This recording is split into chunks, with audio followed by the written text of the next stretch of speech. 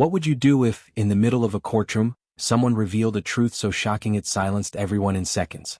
Friends, that's exactly what happened on a day no one in Judge Frank Caprio's courtroom will ever forget.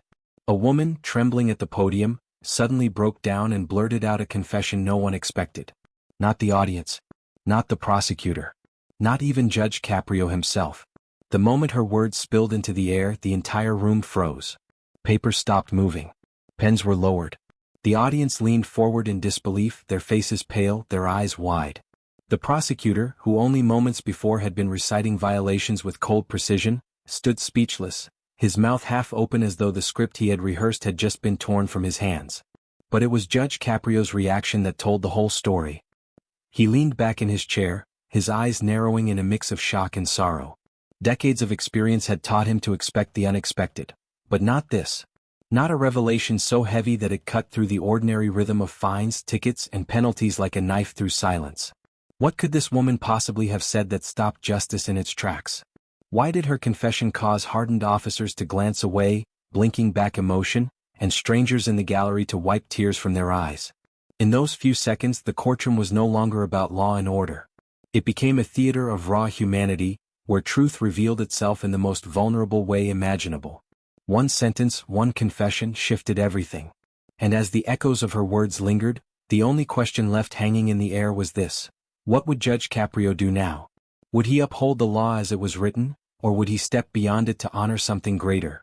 The truth of a broken woman who had just laid her soul bare? Stay with me, because the decision he made after this confession not only stunned that courtroom into silence, but later stunned millions online.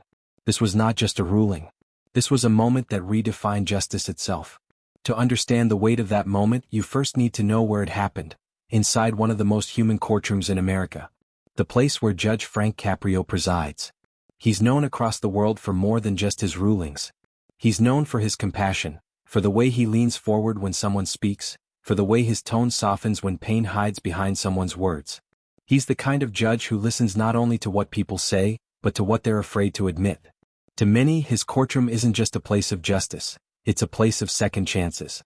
That morning, as sunlight poured through the tall windows, the courtroom filled with the usual blend of anxiety and hope.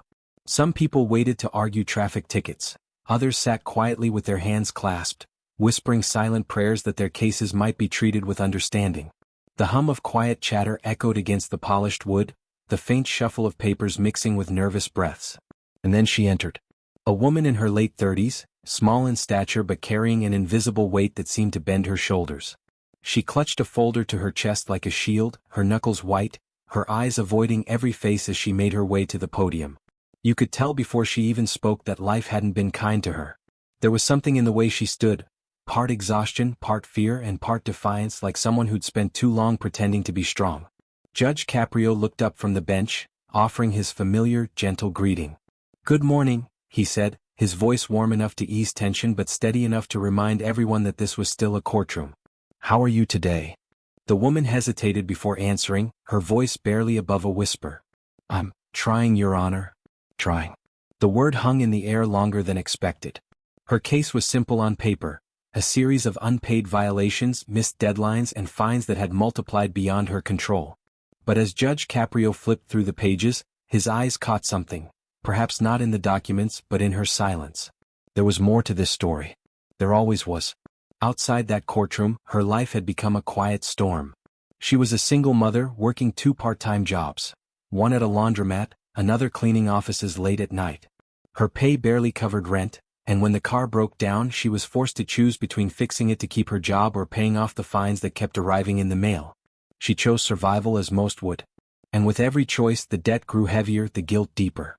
Sleep had become a luxury. Nights were spent staring at the ceiling, replaying every decision she'd made, wondering when life had started demanding more than she could give.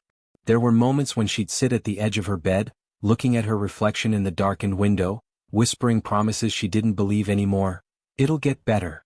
You just have to keep going." That morning, as she got dressed to come to court, her hands trembled. She knew this wasn't just about fines. It was about dignity. About how much of herself she still had left to lose.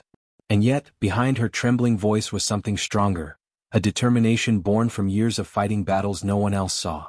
She had come to face the system not because she believed she could win, but because she had run out of places to hide. From the bench, Judge Caprio watched her closely.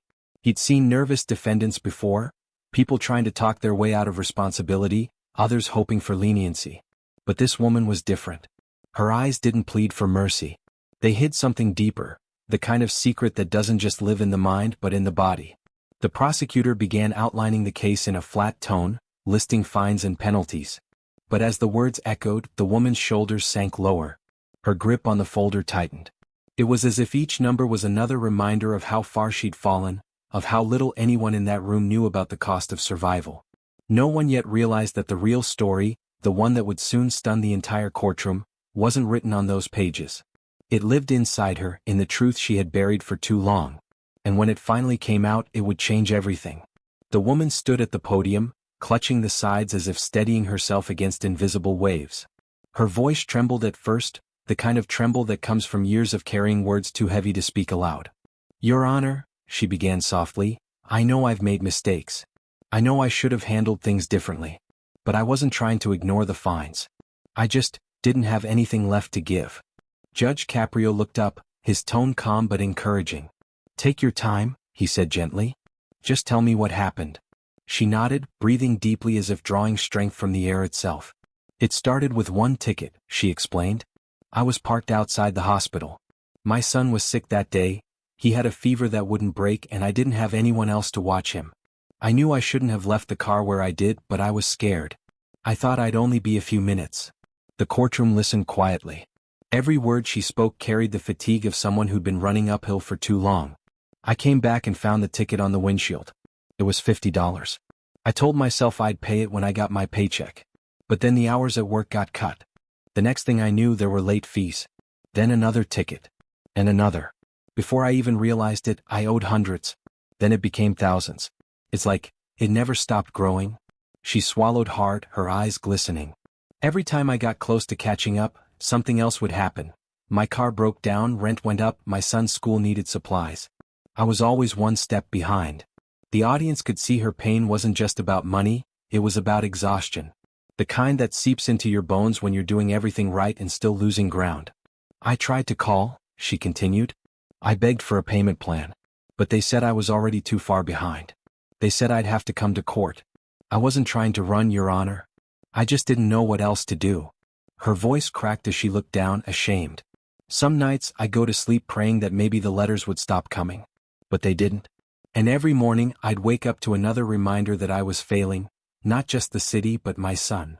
The prosecutor looked uneasy now, shifting his papers but not interrupting. Even he could see this wasn't just a case, it was a life unraveling in real time. Judge Caprio leaned slightly forward. "And your son?" he asked softly. "How old is he?" "He's 12, she said, managing a faint smile through her tears. "He's a good kid. He deserves better than this. I tell him to work hard, to do the right thing, to never give up, but how can I tell him that when I can't even pay a parking fine?" Her words struck the courtroom like quiet thunder. They weren't dramatic, but they were honest, brutally honest. The kind of truth that creeps into your chest and stays there.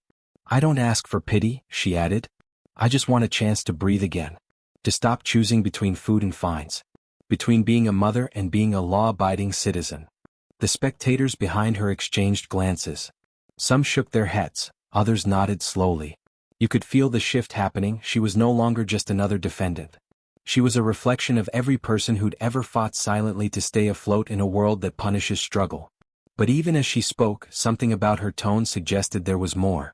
The pauses between her sentences seemed too long, her eyes darted away when the judge held her gaze. There was something unsaid, something heavier than debt, deeper than stress. Friends, have you ever seen someone holding back a truth that could shatter them if it ever escaped their lips? That's what this moment felt like. The judge sensed it too. His eyes softened, but his voice carried curiosity. "You mentioned earlier that you weren't trying to ignore the fines," he said. "Is there something else I should know about your situation?" Her breath caught. For a brief moment she hesitated, the kind of hesitation that hides pain behind silence. Then she looked down at her trembling hands. "There is," she whispered. The audience leaned forward. Even the camera operators in the back seemed to freeze. But she didn't continue. Not yet. She closed her eyes and exhaled, as if she needed one more breath of courage before her entire life would change. And no one in that room, Not even Judge Caprio could have guessed what she was about to say next. The quiet in the courtroom was interrupted by the sharp shuffle of papers. The prosecutor stood, clearing his throat with the kind of authority that came from repetition. Not malice, just duty. His voice was steady, his words crisp, almost detached. Your Honor, he began, the defendant currently faces multiple violations for failure to pay municipal fines. Records show repeated notices, including warnings of suspension and legal summons, all of which were either ignored or left unresolved. The total amount now exceeds $2,000. Given the repeated failure to comply, the city is pursuing standard enforcement, including possible incarceration. The word incarceration hit the room like a hammer. The woman's body went still, her fingers twitching slightly at the sound of it. Jail. It wasn't just a word, it was a threat to everything she had left. Judge Caprio's expression tightened. He leaned forward slightly, eyes still fixed on the prosecutor, but his attention had already drifted back to the woman at the podium. He could see the way her shoulders sank, the way she swallowed hard as though forcing herself to stay upright. The prosecutor continued, while the court may consider financial hardship as a mitigating factor, the defendant has failed to provide sufficient documentation or appear at previous hearings. The city therefore requests. But he didn't finish. The woman's hand went to her mouth, a faint gasp slipping through her trembling fingers. She looked like someone holding back a flood. Judge Caprio raised a hand gently. Let's pause for a moment, he said. His voice wasn't stern, it was human. Ma'am, are you okay? She nodded quickly, eyes darting down. Yes, Your Honor. Her voice cracked. I didn't mean for it to get this far. The audience felt the tension rising, a tug of war between the rigidity of law and the fragility of life. The prosecutor's tone softened slightly as he looked at her. Even he, standing behind the weight of rules, seemed to recognize that this wasn't defiance, it was desperation. Judge Caprio glanced at the file again, then looked back at her.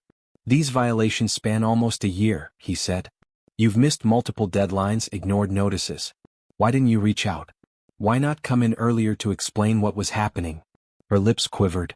Because I didn't know what to say, she whispered. Every time I thought about calling, I'd freeze. I didn't want to admit I couldn't pay. I thought if I stayed quiet long enough, maybe I could find a way out. Her honesty stung, not because it was wrong but because it was too real. Every person in that room understood fear, but few had faced it in a way that left them cornered like this. The prosecutor adjusted his papers awkwardly. Your Honor, the city doesn't wish to be insensitive. But failure to respond, even out of fear, still constitutes disregard for municipal law. The mother's head lowered further.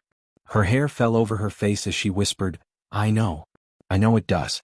I just didn't want my son to see me like this. That line changed the temperature of the entire room. Spectators glanced at one another. Some frowned, some exhaled heavily, others leaned forward, sensing that something deeper was hidden beneath those words. The prosecutor stopped reading. Even he could feel it, that lingering sense that the case file didn't contain the full truth. Judge Caprio folded his hands slowly, his tone softer now. Ma'am, when you say you didn't want your son to see you like this, what do you mean? She froze, eyes darting between him and the floor. Her breath quickened. You could almost hear her heartbeat in the silence. It's just, she started then stopped. Her throat tightened, her voice trembling with the weight of words she couldn't bring herself to say. He's been through enough already. The audience was completely still. Even the sound of the ceiling fan seemed to fade. Friends, have you ever felt a moment so thick with truth that even the air feels heavier? That's what this was. Everyone could sense it, the missing piece, the story behind the story. The prosecutor, unsure what to do, quietly took his seat. The judge leaned forward again, his eyes patient, waiting. And then, after one long breath, the woman looked up, her eyes red, her lips trembling. You could see it in her expression, the moment before a dam breaks. She was about to reveal everything. The room was still. Even the hum of the air felt suspended, waiting. Judge Caprio's eyes remained steady, gentle yet searching. Ma'am, he said softly, you mentioned your son has been through enough. What did you mean by that? The woman swallowed hard, her throat visibly tightening. Her trembling hands gripped the podium as if it were the only thing holding her up. Your Honor, she whispered, I didn't tell anyone because I was ashamed. I didn't want people to see me as weak. But I can't keep pretending anymore. A quiet murmur rippled through the courtroom. The prosecutor froze mid-note, his pen hovering over paper. She drew in a breath that sounded like it came from somewhere deep inside her pain. My son, he's sick. Her voice cracked on the last word. He has leukemia. Gasps filled the room, low but sharp, echoing like a single collective heartbeat. The prosecutor looked up, stunned. Even the court officers, usually unmoved, shifted in their seats. Tears blurred her vision as she pressed on, words spilling faster now, as if once started, they could no longer be contained. He was diagnosed last year. I thought I could handle it, the treatments, the hospital visits, the bills. But it all happened so fast. Every week was another test, another medication, another emergency. I missed work. I lost one of my jobs. And every time I tried to catch up, I fell further behind. Her voice broke completely. That's why I stopped opening the mail. That's why I missed court dates. I wasn't running from responsibility, I was just trying to keep him alive. The entire courtroom sat frozen. The woman's confession wasn't just emotional, it was devastating. You could hear people sniffing quietly, wiping away tears. Judge Caprio lowered his head for a moment, his hand pressed against his chin. His eyes glistened. When he looked up again, his voice was quieter, gentler. How's he doing now? Her lower lip quivered. He's still fighting, Your Honor. Some days are good. Some days he can barely get out of bed. I try to be strong for him, but... She broke into tears, covering her face. Sometimes I just sit in the hospital bathroom and cry because I can't let him see me fall apart. No one moved. No one spoke. The prosecutor's hands dropped to his sides, the papers on his desk now meaningless. Your Honor, she continued between sobs, I used to take double shifts just to afford his medication. But when I lost my car because I couldn't pay the tickets, I lost my second job too. I didn't come here to make excuses. I came because I didn't know where else to go. The confession poured out of her like a flood, years of fear, sleepless nights, and desperate choices finally finding air. I told myself if I could just keep him smiling, maybe the rest wouldn't matter. But now I'm standing here and I realize how deep the hole has gotten. I failed him. I failed everything. The courtroom's silence was unbearable. Friends, imagine sitting in that room hearing a mother say she sacrificed everything, even her freedom, just to keep her child breathing. Imagine realizing that behind a list of unpaid fines was a story about love, fear, and survival. The woman wiped her tears, her voice small but unwavering. That's my confession, Your Honor. I didn't come here to ask for mercy. I came because I wanted to tell the truth. I just couldn't carry the lie anymore. Judge Caprio sat motionless for a moment, staring at her through the blur of emotion in his own eyes. Her words had changed everything. The moment her final words faded, silence swallowed the courtroom whole. It wasn't the kind of silence that follows routine testimony. This was heavier, alive, pressing against every chest in that room. You could almost hear hearts beating, breaths catching, eyes struggling to blink away tears. The woman's body trembled as she stood there, her shoulders shaking, her fingers gripping the edge of the podium as though it might keep her from collapsing. Tears streamed freely now, not quiet tears of shame but uncontrollable sobs that came from somewhere far deeper. Years of pain, fear, and exhaustion were finally spilling out. I'm sorry, she whispered over and over again. I'm so sorry.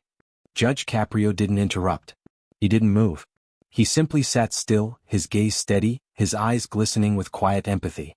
He knew that in moments like this, silence was the most powerful thing a person could offer. The prosecutor looked down, his earlier certainty gone. His pen lay untouched. The papers before him, once weapons of bureaucracy, now looked meaningless. He cleared his throat but said nothing, because what could he possibly say to a mother who had just confessed to surviving the only way she knew how? In the back of the courtroom, someone sniffled softly. Another wiped her face with a trembling hand.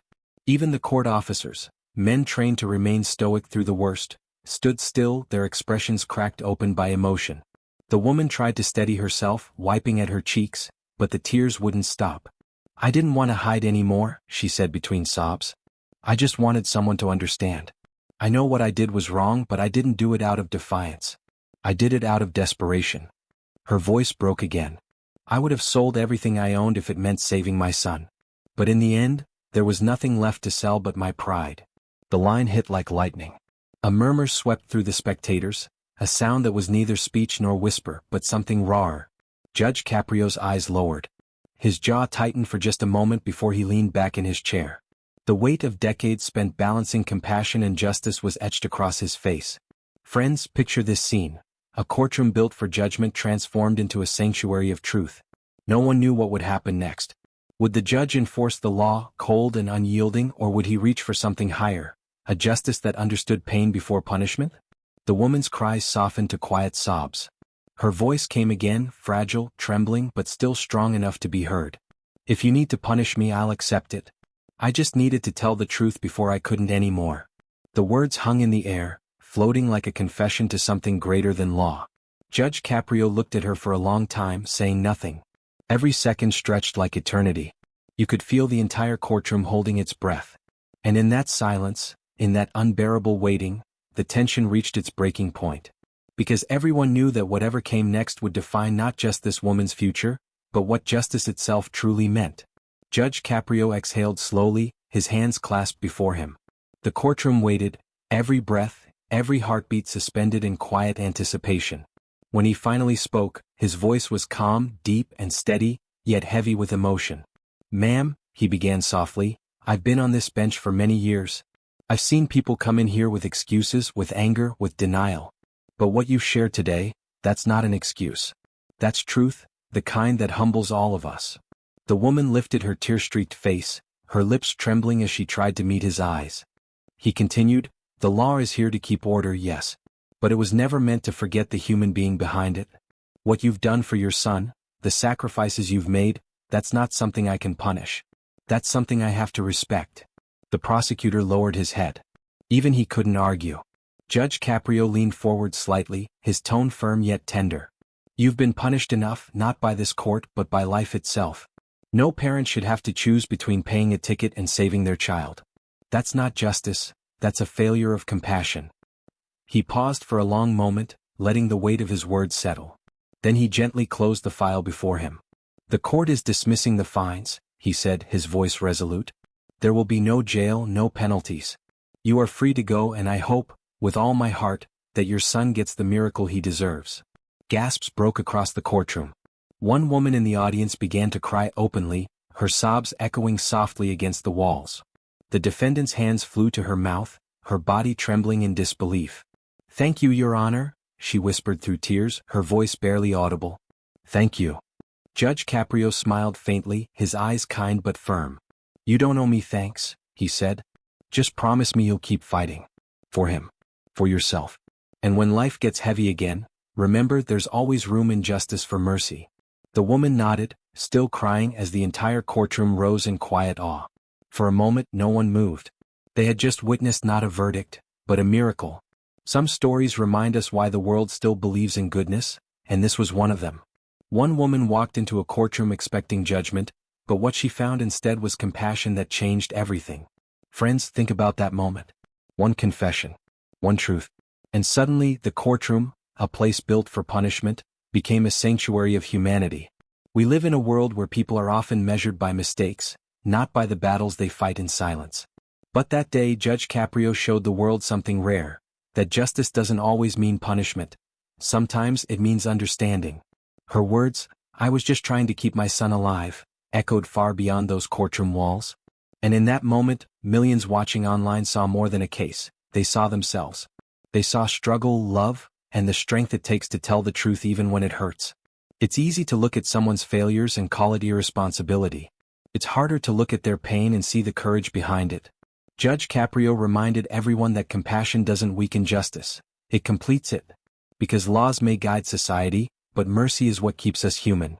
And so, as the gavel came down and her fines were dismissed, the real verdict wasn't written on paper. It was written in hearts. The woman left the courtroom not as a criminal, but as a mother restored.